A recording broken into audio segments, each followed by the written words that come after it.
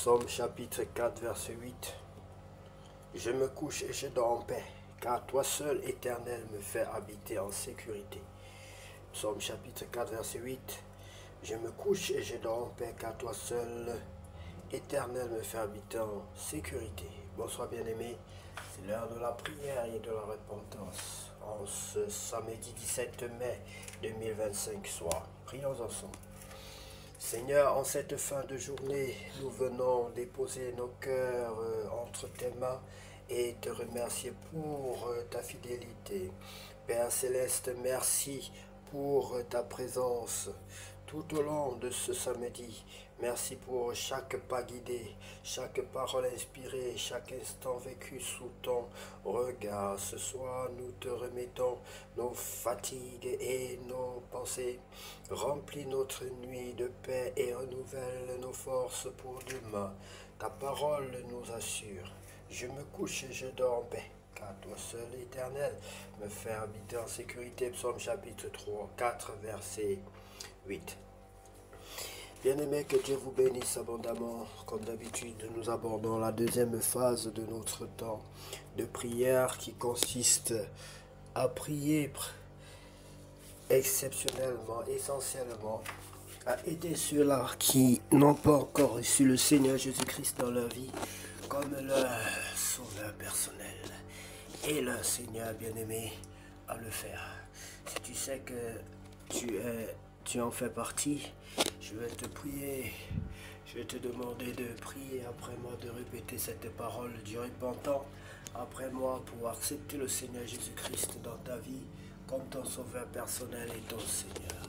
On y va. Seigneur Jésus-Christ, je reconnais que je suis un pécheur. Seigneur Jésus-Christ, je reconnais que je suis un pécheur. Aie pitié de moi, Seigneur. Si tu guéris, guéris-moi. Si tu es encore vivant, agis puissamment dans ma vie aujourd'hui. Pardonne-moi mes péchés, Seigneur. Tu as fait des miracles, tu as guéri les malades, guéris mon dos, guéris mon pied, guéris mon ventre, guéris ma tête, guéris, restaure ma mémoire, restaure mon être. Oui, bien-aimé, partout où tu as mal, demande à Dieu de t'aider, de te guérir, de te sauver, de te purifier. Purifie-moi. Merci parce que tu me purifies, me désenvoûtes de toutes sortes d'envoûtements de maladies. Oh Seigneur, je t'en supplie. Je t'invite dans ma vie comme mon sauveur personnel et mon Seigneur. Je t'invite dans ma vie comme mon sauveur personnel et mon Seigneur. Baptise-moi et remplis-moi de ton Esprit Saint. Baptise-moi et remplis-moi de ton Esprit Saint. Je t'en supplie, au nom de Jésus-Christ de Nazareth. Amen. Bien-aimé, si tu as fait cette prière d'un cœur sincère, sache que le Seigneur, la Bible le dit, n'est pas un homme pour mentir, ni le Fils de l'homme pour se repentir, mais ce que sa bouche dit, sa main l'accomplit. Bien-aimé, que Dieu te bénisse. Sois la bienvenue dans la grande famille chrétienne. Pour grandir dans la foi, tu dois lire la parole de Dieu tous les jours. Tu dois prier tous les jours. La Bible dit prier sans cesse. La Bible dit que ce livre de la loi ne quitte point tes yeux. Raison pour laquelle vous qui nous trouvez en Christ bien-aimés, vous constatez que tous les jours nous lisons la parole de Dieu. C'est un plaisir pour nous. C'est un honneur déjà que Dieu nous accorde d'avoir sa parole entre nos mains chaque jour. Car la parole de Dieu, ne la voyez pas charnellement. C'est une grande richesse bien-aimée. C'est une mine d'or. Ça ne sait plus. La parole de Dieu est plus précieuse que l'or, que le diamant. Bien-aimés, beaucoup ne comprennent pas, beaucoup n'ont pas encore les écailles tombées de leurs yeux pour comprendre pourquoi nous demeurons, nous nous acharnons tant, nous sommes autant déterminés, nous aimons tant la parole de Dieu et la présence de l'Éternel. Vaut mieux un instant dans la présence de l'Éternel que mille ailleurs, bien-aimés. Sois béni, sois encouragé en Christ.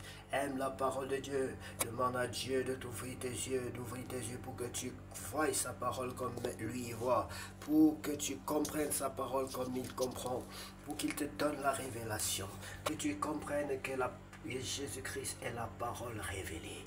Au nom de Jésus. Prions, bien-aimés, cette fois-ci, on va lire la parole de Dieu. Donc, comme je disais dans le livre Nombre chapitre 15, règles sur les sacrifices.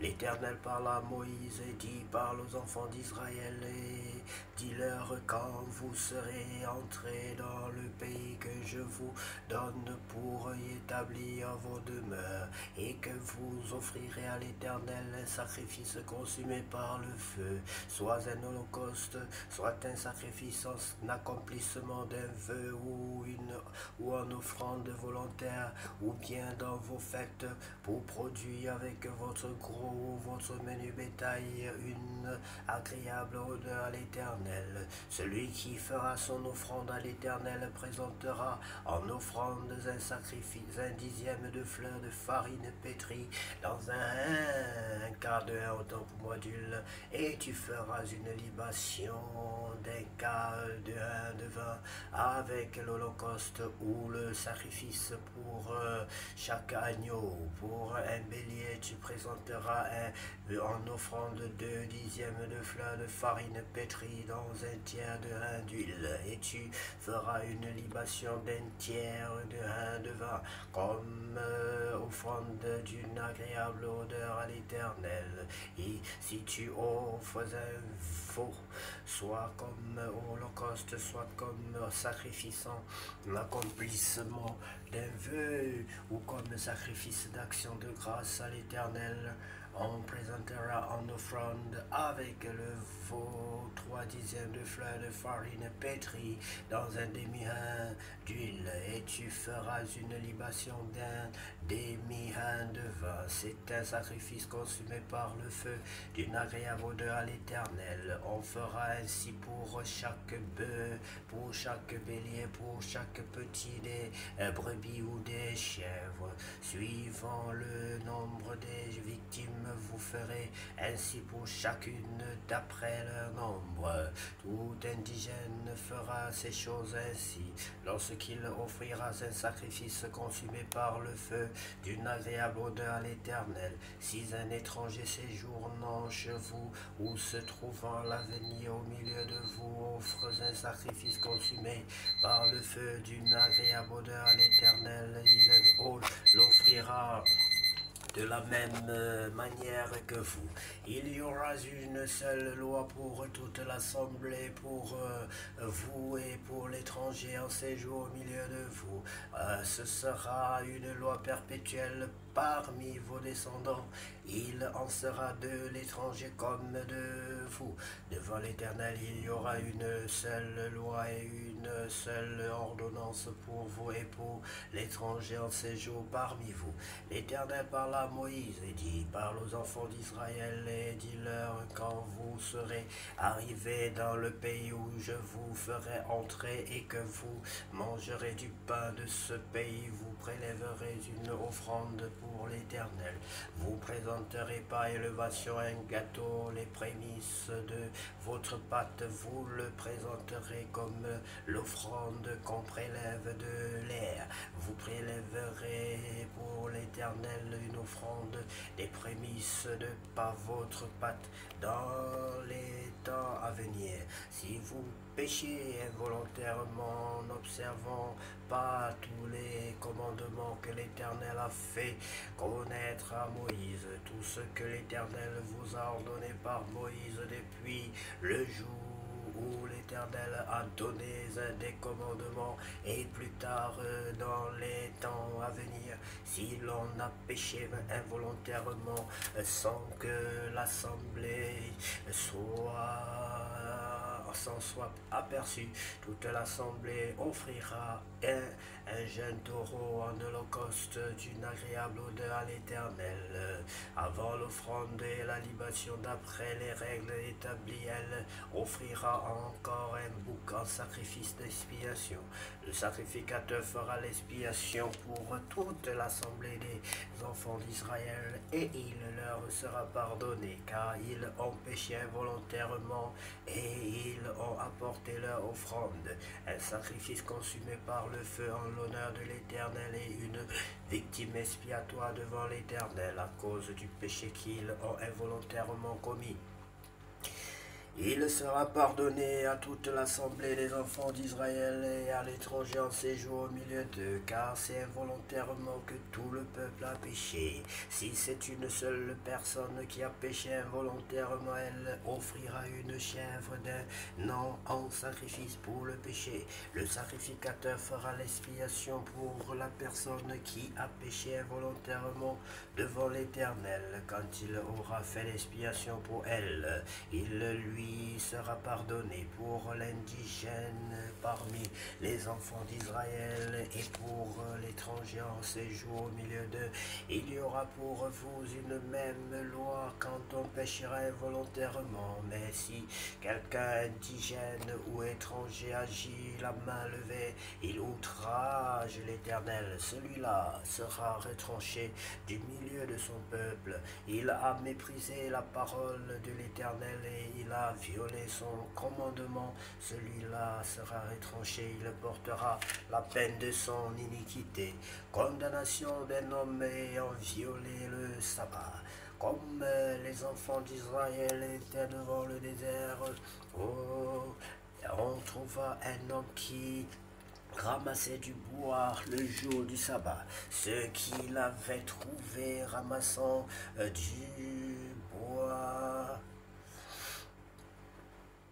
l'emmenèrent à Moïse, à Aaron et à toute l'assemblée. On le mit en prison, car ce qu'on devait lui faire n'avait pas été déclaré. L'Éternel dit à Moïse, cet homme sera puni de mort. Toute l'assemblée le lapidera hors du camp.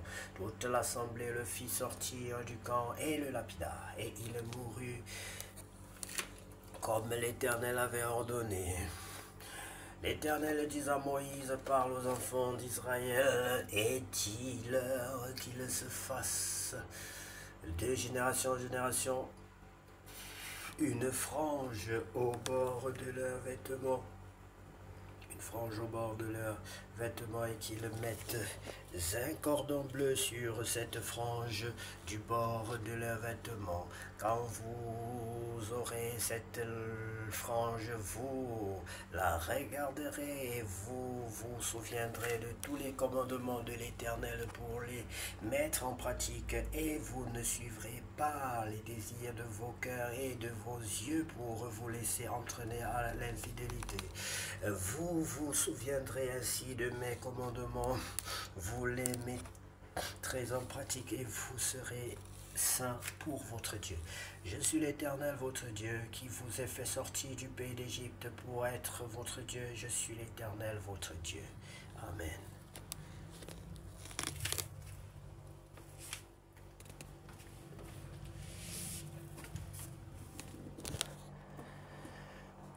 Soyez bénis, bien-aimés. Puisse la parole de Dieu être une véritable force, nous donner de l'énergie, la guérison. Comme ta parole guérit, Seigneur, puisse ta parole nous guérir de toutes les maladies de ce monde de ténèbres.